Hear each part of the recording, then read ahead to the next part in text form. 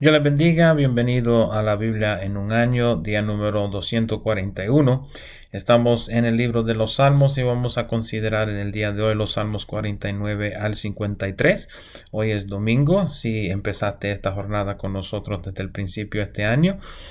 Si no, pues y empezaste en otro día, pues este es el día que les toca 5 capítulos, así que Salmo 49 al 53. El Salmo 49 es un salmo de los hijos de Coré, centrado en la futileza de las riquezas. El salmo se compone de 5 segmentos con 2 selah, ambos en el cuarto segmento.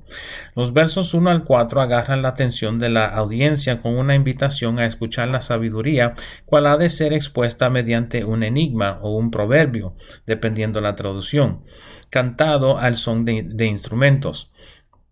Los versos 5 al 9 hacen 2 puntos muy claves acerca de las riquezas.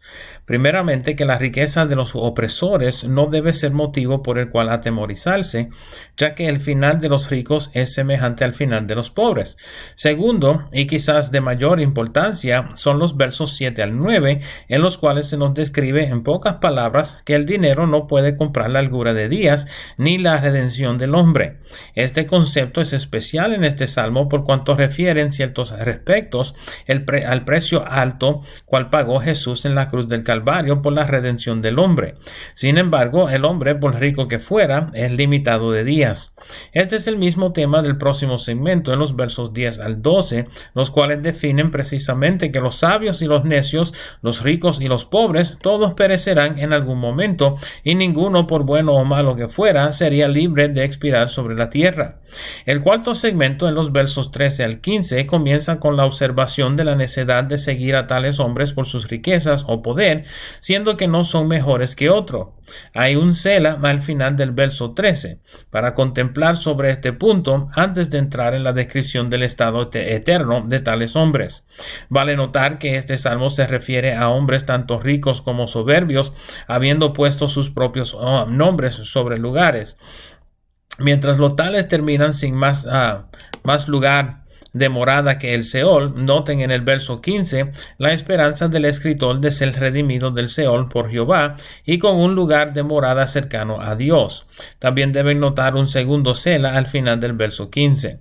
El último segmento se compone de los versos 16 al 20 con una exhortación a la audiencia o el lector en nuestro caso de no atemorizarse cuando ciertos individuos vanagloriosos se enriquecen, por cuanto al morir morirán en vanidad sin llevarse ninguna de sus riquezas. La amonestación del salmo es a un pueblo oprimido por hombres corruptos y aparentemente prósperos a mantener un enfoque eterno en vez de material. El Salmo 50 es un salmo de Asaf, director de los cantores del templo, conocidos como los 288, siendo asignado por David mismo. El salmo presenta a Dios como juez sobre la tierra. Comienza en los primeros 2 versos describiendo la soberanía de Dios sobre la creación. Los versos 3 al 6 describen el mover de Dios anunciado con fuego y tempestad. Noten cómo los versos describen a Dios convocando a la creación para la celebración de un juicio y el anuncio en el verso 6 de que Dios es el juez, seguido por un único selah en el Salmo. Los versos 7 al 15 contienen 2 segmentos del Salmo, versos 7 al 11 y 12 al 15, en los cuales Asaf describe un aspecto importante de Dios. Noten en el verso 7 que Asaf utiliza las palabras en primera persona como si Dios mismo para seguir el tema del Salmo. En los versos 7 al 11 Dios reprende a su pueblo, pero no por sus sacrificios, por cuanto sus sacrificios estaban de continuo delante de Dios. Esta tal vez sea la observación más importante de este salmo. El pueblo ofrecía sacrificio, pero no era acepto delante de Dios. Noten en los versos 9 al 11 que Jehová describe que todos los sacrificios o animales cuales serían víctimas para el holocausto le pertenecían a Dios. Luego en los versos 12 al 15 explica que no tiene necesidad de holocaustos por cuanto toda la tierra y su plenitud son de él. Noten la pregunta retórica en el verso 13. El verso 14 parece ser donde Asaf vuelve a tomar la oratoria, diciendo que el lector debe ofrecer a Dios sacrificios de acción de gracias, cumpliendo sus votos a Jehová. Esto va en línea con lo que hemos considerado en algunos de los salmos de David sobre la obediencia y el sacrificio. Este segmento da mucho sentido al tabernáculo de David, en donde el altar de bronce no era el centro, sino la adoración alrededor del arca del testimonio. Los versos 16 al 21 contienen los cargos contra los malos, quienes en el verso 16 son descritos como profesando las leyes de Dios y atendiendo al pacto de Dios, pero en los versos 17 al 20 se definen las maneras en las cuales se engañaban a sí mismos, sirviendo sus propios intereses. Los versos 21 al 23 describen cuál será la contesta de Dios ante la maldad de los malos y luego lo contrasta con la salvación de quien lo honra con sacrificio de alabanza, cánticos y adoración, no con holocaustos. El Salmo 51 es un salmo de penitencia de David y pueden notar en el título de este salmo que David escribió este salmo en respuesta a la confrontación de su pecado con Betsabé por labios del profeta Natán.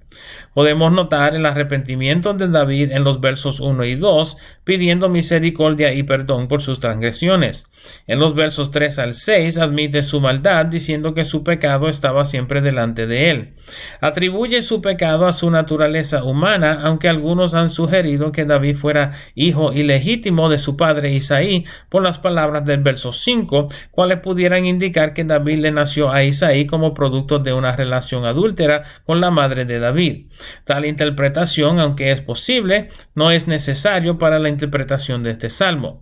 Noten en el verso 6 que David menciona que fue amonestado en los secretos, siendo Natán enviado a donde David para confrontarlo por su maldad. Aunque hoy conocemos la historia de David con transparencia, es probable que muchos ni conocieron lo sucedido con David hasta que escribiera este salmo de arrepentimiento o aún más tarde. En los versos 7 al 12 vemos la plegaria de David a Jehová para ser restaurado. Noten la mención del hisopo, cual blanqueaba más que la nieve, en el verso 7. En el verso 9 pide que Jehová escondiera su rostro, no de David, sino de sus pecados, como para no tener más memoria de ellos. El verso 10 es bastante conocido de este salmo, en donde David pide un corazón limpio y un espíritu recto. Noten el verso 11, en donde David pide que no le fuera quitado el Espíritu Santo.